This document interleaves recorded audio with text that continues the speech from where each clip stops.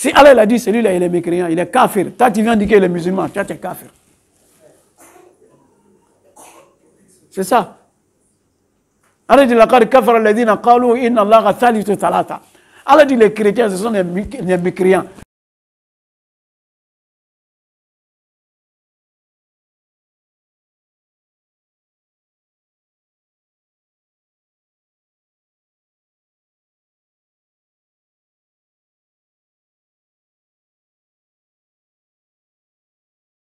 C'est Allah même qui a dit que ceux-là, ils ont mécru. Laqad kafara, ils ont mécru. C'est fini. Toi, tu fais quoi? Toi, tu viens dire, il ne faut pas dire les gens, ils sont mécréants. C'est Allah même qui a divisé les gens. Il dit, faminkum kafirun, wa minkum mu'min. Il y a parmi vous les mécréants. Il y a parmi vous les croyants. C'est Allah qui le dit. Non, laissez les gens. Il y en a qui disent, non, il veut rester au milieu. Il n'est pas musulman. Il n'est pas, il n'est pas non musulman. Alors, regarde, toi, tu n'es pas croyant, tu n'es pas non croyant. Il n'y a pas juste milieu entre l'islam et mécréance. Il n'y a pas juste milieu entre l'islam et mécréance. Celui qui dit n'est pas musulman, il est mécréant. Il n'y a pas juste milieu entre bid'a et sunna. Celui qui n'est pas sunna, il est bid'a. Il ne faut pas quelqu'un va venir nous dire non, moi je ne suis pas sunnite, je ne suis pas tidjani, je suis pas, mais moi je suis musulman. Tu es bid'a. C'est ce que tu ne veux pas dire là. Il y en a qui pensent qu'ils sont malins quoi. Non, nous on n'est pas sunnite, nous on n'est pas tidjanite, non, on est musulman. Mon ami, tu es musulman, bid'it, bid'a moro. C'est ce que ça veut dire. Si toi tu ne peux pas te réclamer des musulmans sunnites là, c'est que toi tu es musulman, bid'a moro. Peu importe que tu sois tidjani, qadiri, c'est la même chose chez nous là-bas. Tu n'es pas sunna, tu es dans bid'a. Donc en islam, tu n'es pas musulman là. Tu es non musulman, c'est fini. Et puis on passe. Ça c'est le jugement d'Allah. Mais on ne se permet pas en islam de traiter un musulman de mécréant à travers un péché, même si c'est un grand péché, à part le shirk. À part le shirk. À part le shirk. Maintenant, si lui, il va traiter un musulman de non-musulman, c'est que c'est lui-même qui, ce jugement qu'il a donné à un musulman, jugement de mécréance qu'il donne à un musulman, si ce musulman n'est pas mécréant, c'est lui-même qui devient mécréant. Donc il faut s'en méfier. Il faut se tromper pour traiter. Il faut se tromper pour traiter un non-musulman de musulman. Hein? Est mieux de traiter, de se tromper pour traiter un musulman de non-musulman. Je reprends. Que tu te trompes de traiter un non-musulman de musulman est moins mal que de traiter, de se tromper pour traiter un musulman de non-musulman. Il ne faut pas juger les gens. Mais aujourd'hui, là, on juge les actes. Ce que tu as dit là, et puis ce que tu as fait là, c'est ça qu'on va juger. Il a prononcé une parole de mécréance. Ça s'arrête là. S'il est musulman, il peut prononcer une parole de mécréance. Mais ça ne veut pas dire que lui, il est mécréant. Tu ne sais pas pourquoi il a dit, dans quel contexte, dans quelle contrainte il a dit. Il faut que tu lui arraches tous ses arguments. Oui. Avant de traiter un musulman de non-musulman, là, il faut que tu lui arraches tous ses arguments. Peut-être que c'est que toi, tu sais, il ne sait pas. Donc, il faut continuer. Les chiites, là, voici la présentation des chiites. Donc, ils sont là en Côte d'Ivoire. Hein? Les idéologies, d'abord, on a dit, ils pensent que c'est Ali qui avait droit à Khilafa. Hein? Ça fait partie de leur idéologie principale. Deuxièmement, Al-Imam, Al-Khilafa, chez eux, là, c'est un pilier de la foi. C'est-à-dire, chez les chiites, là, tous ceux qui n'ont pas accepté que Ali devait être, après le prophète Ali, que Ali n'avait pas droit à l'imam, à Khilafa, après le prophète Ali, chez les chiites, toi, tu n'es pas musulman. Parce que tu as renié un pilier parmi les piliers de la foi. Chez nous, les sunnites, là, les piliers de la foi sont combien? Hein? 6. Les piliers de l'islam, c'est les piliers de l'islam qui sont 5. Mais les piliers de la foi de l'iman sont 6. Hein? Antumina billahi wa malaikatihi wa kutubihi wa rusulihi wa yawmil akhir wa bil qadar. Ça fait 6. En islam, an tashhadu la ilaha illallah wa anna muhammadar rasulullah wa tuqima as-salat wa tu'ti az-zakat wa tasuma ramadan wa tahujja al-bayt in istata ilayhi sabila. Donc les 5 piliers de l'islam sont apparents. Hein? Les 5 piliers de l'islam sont apparents. Si quelqu'un il a accompli la salat, on voit. S'il va au hajj, on va dire l'hajj. S'il a donné zakat, lui il a donné sa zakat. Pendant Ramadan, on sait qu'il gêne. Ça c'est apparent. Mais les piliers de la foi sont cachés. Alladhina yu'minuna bil ghaib. Quand on croit en Allah, on a vu Allah. On voit ses anges. Même le prophète, mais on l'a vu. Le Coran, là, on l'a vu. Lorsque le Coran descendait, on était là. Mais on croit. On croit à la résurrection. Est-ce qu'on est arrivé là? On croit au destin. Quand Allah prenait le destin, on était là. Donc c'est les piliers de la foi. Celui qui réunit un pilier parmi les piliers de la foi, est-ce que sa foi est correcte? Sa foi n'est pas correcte. Celui qui nie le destin, il n'est pas musulman. Dans ce cas, lui, il devient Qadari. Les Qadaris font partie des sectes de l'islam qui ne croient pas au destin. Les musulmans, les savants les ont classés comme des sectes égarées. Voilà. Et c'est du kufr. Parce qu'il contredit ce qu'Allah a dit. Allah dit inna kulla shay khalaqnahu bi qadar. Si toi tu viens nier cela, donc tu as traité la parole d'Allah des mensonges. Quand on traite le Coran des mensonges, on devient mécréant automatiquement. Donc chez eux, les chiites là, croire à l'imama, hein? Les 12 imams là, si toi tu ne crois pas en cela, chez eux, toi tu as renié ta foi, tu n'es pas musulman. Donc c'est pourquoi les chiites là, ils traitent tous les autres musulmans des mécréants. On veut aller vite quoi.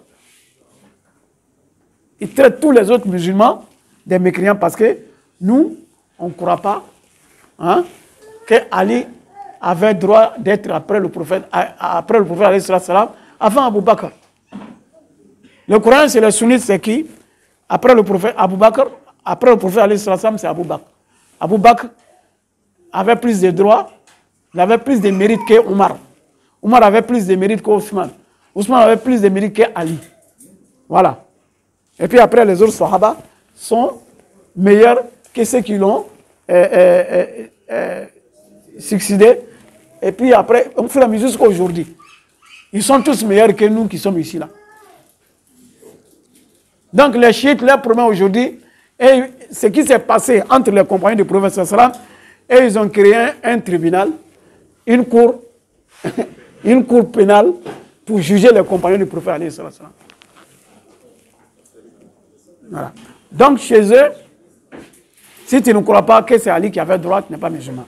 Maintenant, et ils disent que, maintenant, comme c'est Ali qui devait venir après le prophète alayhi salam, Ali n'est pas venu. Qui est venu? Abu Bakr. Donc Abu Bakr, c'est un brigand. Oui, il a arraché le poste de Ali par force. Dans ce cas, il n'est plus musulman. Chez les chiites, c'est ça. Et Omar est pire. Omar est venu aussi. Il n'aime pas Omar. Chez eux, Omar, il est mécréant. Chez les chiites, Othman, il est mécréant. Chez les chiites, tous les autres Sahaba, hein, ils sont devenus des apostats après le prophète sallam, à part 6 ou 7. C'est ça leurs idéologies vis-à-vis des compagnons du prophète alayhi salam. Maintenant, leurs idéologies vis-à-vis du prophète lui-même alayhi salam. Ils n'ont même pas raté. Le prophète lui-même, il ne s'est pas échappé des chiites là. Ils disent que normalement, que c'est Ali même qui devait être le prophète. Que c'est Ali même qui devait être le messager d'Allah. Que Ali, il ressemblait trop au prophète alayhi salatu wassalam. Que c'est son cousin. Donc il ressemblait tellement au prophète alayhi salatu wassalam. Lorsque Allah a envoyé Jibril avec la prophétie pour venir donner à Ali, comme il ressemblait, lui avec Mohammed, il ressemblait Hein? Comme des corbeaux. Quand tu vois deux corbeaux là, ils se ressemblent, non? Donc il y a une branche, il y a une tendance, une secte des chiites là, qui sont al-Ghurabiya. Vous voyez le chiite là même. Il y en a plus de 70 branches. Je prends des branches de chiites seulement. Il n'y en a plus que 70. C'est pourquoi les savants disent qu'ils ne font pas partie des 70 de la communauté musulmane. Parce qu'entre eux-mêmes, il y a plus de 70 branches. Il y a une branche qui s'appelle Al-Ghurabi. Al-Ghurabiya. Al-Ghurab en arabe, c'est le corbeau. Qui est noir, quand tu les vois, il se ressemble. Et quand Ali, le prophète alayhi salam, il se ressemblait. Donc quand Djibril venait avec le message, la prophétie, il devait venir donner à Ali. Il s'est trompé, il a donné à Mohamed. C'est les gens. Mais tous ceux ne vont pas vous dire ça. Hein. C'est quand tu vas rentrer dedans, arriver là. C'est dans les livres, ils disent ça. Voilà, donc chez eux, le prophète même, c'est une erreur. C'est une erreur, c'est par faute que lui est devenu professeur. Normalement, c'est Ali qui devait être là. Ils attaquent même le prophète alayhi salam. Que le prophète a refusé de désigner Ali avant de mourir. Qui doit répondre à ça le jour de la résurrection? Voilà. Et puis il prend une ayah du Coran comme preuve. Il transforme le Coran, quoi. Ya ayyuha rasul balligh ma unzila ilayka min rabbik wa in lam taf'al fama ballaghta risalatahu. Il dit, oh messager, annonce. Balligh ma unzila ilayka min rabbik. Annonce ce qui est descendu sur toi de ton Seigneur. On dit c'est quoi? Que Wilayat Ali. Qui devait dire que c'est Ali qui doit venir après moi. Qui n'a pas fait ça. Fa in lam taf'al fama ballaghta risalatahu. Donc, c'est comme le prophète n'a pas désigné Ali, il n'a pas accompli sa mission. Donc, c'est comme ça, ces gens-là traitent le prophète lui-même. Djibril, là même, ils l'ont attaqué. Quand on t'envoie, pour aller donner un message à quelqu'un, et puis toi, tu vas t'envoyer. Hein? Donc, lui-même, il l'a attaqué. Vous voyez? Donc, dans ce cas, Allah même est attaqué. Quand Djibril s'est trompé là, donc Allah aussi s'est trompé. Allah devait renvoyer Djibril. Où tu es allé là, c'est pas là-bas. C'est là-bas. C'est le respect pas Allah. Hein? Donc, c'est comme ça ils sont. C'est pourquoi Cheikh l'Islam Ibn Taymiyyah, Cheikh l'Islam Ibn Taymiyyah, rahimahullah, il dit les chiites là, ce sont les plus idiots dans les mentalités. Et les plus menteurs dans les récits. C'est-à-dire quand on rencontre là, c'est des grands menteurs. Mais quand on réfléchit là, ce sont des idiots. Il dit ahmaqun nasi fil ma'qulat wa akdhabuhum fil manqulat. Ils mentent tellement les gens là. Et puis ils ne réfléchissent même pas. Comment quelqu'un, un homme normal, peut penser ainsi? Que Djibril s'est trompé avec le message, au lieu d'aller donner au prophète alayhi salam, il va donner à Ali. Et puis Allah, il a cautionné ça. Il pense que le Coran même qu'on a, il dit ce Coran est incomplet.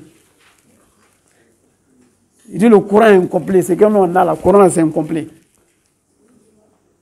Il dit le Coran a été falsifié. Il y a un même délai savant, il a fait un livre. Il a nommé le livre Fasl al-Khitab fi tahrifi kalam Rabbil Arbab. Il dit Fasl al-Khitab. Il dit la parole claire pour la falsification de la parole du Seigneur des Seigneurs, qui est Allah. Il parle du Coran. Parce que le Coran a été falsifié. Il y a des parties du Coran où les compagnons, ils ont extrait ça, ils ont caché, il y a des parties, ils n'ont pas voulu noter dans le Coran. Et donc, le vrai Coran, là, on appelle ça Mus'haf Fatima. Et ils ont un Coran qui s'appelle Mus'haf Fatima, que c'est le vrai Coran. Voilà. Il dit, notre Coran qu'on a là, hein, c'est Mus'haf Fatima vaut 60 fois de ce que nous avons. 60 fois. Moussaf Fatima là, le Moussaf Coran de Fatima là, hein, sa volume là, c'est 60 fois le Coran que nous avons. Donc, et puis ils disent encore qu'il n'y a même pas une ayah de notre Coran qui se trouve dans les 70, dans les 60 là. Donc c'est carrément différent. Donc, ça dit, c'est que nous on a là, c'est même pas Coran chez eux. Et quand tu vas dire ça à quelqu'un, un chiite, ou bien quelqu'un d'autre, un khourafa, qui ne sait même pas où il va, on dit non, les wahhabis là, ils mentent sur les chiites là, mais quand on va en Iran, on voit c'est le même Coran, ils lisent. Et même ils organisent concours de mobilisation du Coran. C'est le même Coran. Oui, quand tu vas leur dire ça, ils disent non, non, c'est faux, c'est le même Coran. Ils organisent concours de mobilisation. Chaque année, la Côte va représenter tous les pays du monde. Quand il y a concours de Coran, même en Arabie Saoudite, ils viennent, ils participent. En Égypte, ils viennent, ils participent. Donc pour dire qu'ils croient en notre Coran, alors que dans les livres là, ils croient que non, ça c'est pas le vrai Coran. Ça c'est de l'hypocrisie. Donc ils traitent les autres compagnons du prophète alayhi salam des mécréants. Donc ils disent que ce sont les défenseurs de la famille du prophète alayhi salam. Parce que la famille du prophète salam a été lésée, hein, elle était privée de ses droits. C'est la famille du prophète salam seulement qui devait être les chefs en islam. Abu Bakr ne fait pas partie de sa famille, ni Omar, ni Othman. Donc c'est Ali et ses descendants qui doivent. Alors que dans l'histoire de l'islam, c'est Ali seulement, et après Ali, Hassan il est venu. Voilà. Après Hassan, il a accepté, hein, de se retirer pour donner le pouvoir à Ma'awiya. Pendant que le temps de Khilaf a été fini. Donc, ça a commencé maintenant par tant de rois. Donc Ma'awiya, c'est le premier roi en islam. C'est comme ça continue aujourd'hui.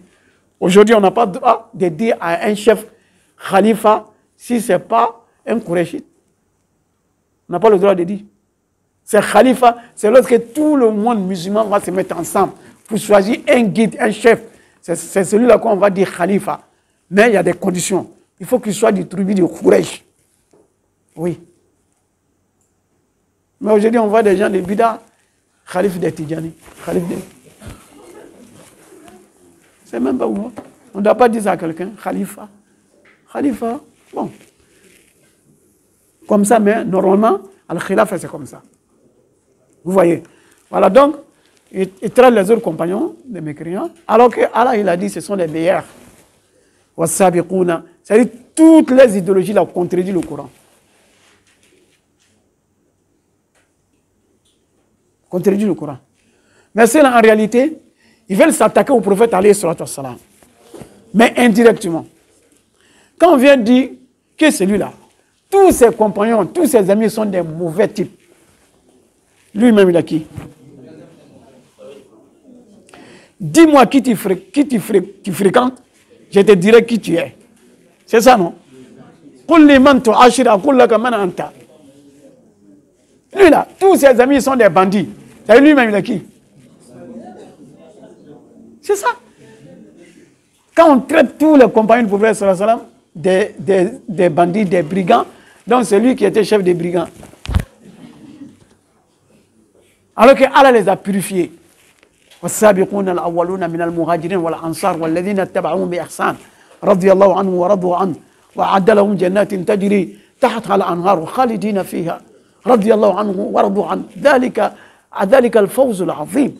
Allah dit tous les compagnons du prophète sont au paradis. Toi, idiot, toi tu es ici, toi tu ne pries même pas, tu dis que ceux-là ils sont à l'enfer. Ils n'aiment pas Abu Bakr, ils n'aiment pas Omar, ils n'aiment pas Othman. C'est pourquoi les chiites là, leur état c'est en Iran. Ils ont un état, Iran et Irak aujourd'hui. Et puis Liban, voilà, il y a une forte communauté là-bas. En Syrie, voilà, il y en a en Pakistan, il y en a même qui sont en Afghanistan, voilà. Même en Arabie Saoudite, il y a oui, Namr. Après on lui on a Namr. À Bahreïn, ils sont là-bas. presque dans tous les pays du Golfe, là, ils sont là, à part Qatar.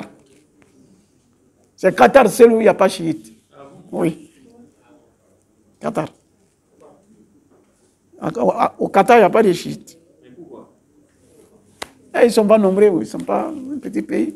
Voilà. Et ils sont wahhabiens même. La plus grande, la mosquée officielle au Qatar, c'est la mosquée Mohamed Boun Abdel Wahab. Là, c'est la mosquée officielle. C'est là-bas le roi va prier, c'est ça. Là, ils sont wahhabiens. Ils sont pas chiites là-bas. Ah, c'est un petit pays. Donc, vous voyez. Voilà, donc, partout où ils sont, en Côte d'Ivoire, ils sont là, ils sont chez nous ici. Oui, les Libanais là. Libanais en Côte d'Ivoire, ici, si ce n'est pas un chrétien, c'est un chiite. Moi, je n'ai jamais rencontré un Libanais en Côte d'Ivoire ici, sunnite. Mais il y a des Libanais sunnites. Mais ils ne peuvent pas rester ici, même s'ils viennent, les autres là, les conditionnent, ils quittent. C'est un réseau. Donc nous-mêmes en Côte d'Ivoire, ici, on est en danger. Les Libanais ils détiennent 45%, plus de 45% de l'économie de la Côte d'Ivoire. Et le plus grand homme d'affaires libanais, Izzedine, il a dit sa fortune là, il met à la disposition des chiites pour transformer les sunnites en chiites. Les cibles là, ce n'est pas les chrétiens, ni les animistes, ni les mécréants. Non, non. Ils veulent transformer les musulmans en chiites. Ça veut dire quoi? Ils ne sont pas des musulmans. Pourquoi ils ne vont pas appeler les chrétiens? Pourquoi les chrétiens ne se convertissent pas au chiisme? Ils n'appellent pas les chrétiens, ils n'appellent pas les féticheurs. Mais les cibles là, ce sont des musulmans. Ça veut dire non, on n'est pas encore musulmans, quoi. Donc, il faut rentrer dans le chiisme. Donc, c'est comme ça, ils prennent les gens, ils donnent des bourses. Hein? Voilà. Ils donnent des bourses, ils font tout, ils ont des prédicateurs, ils ont des écoles. Voilà, ce qui est grave maintenant. Ils ont des écoles qui sont reconnues.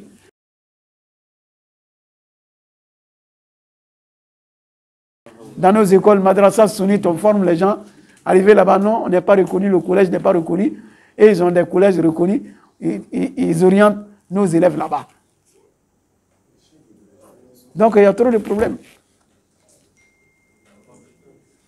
Je pense que l'heure a passé, hein, largement.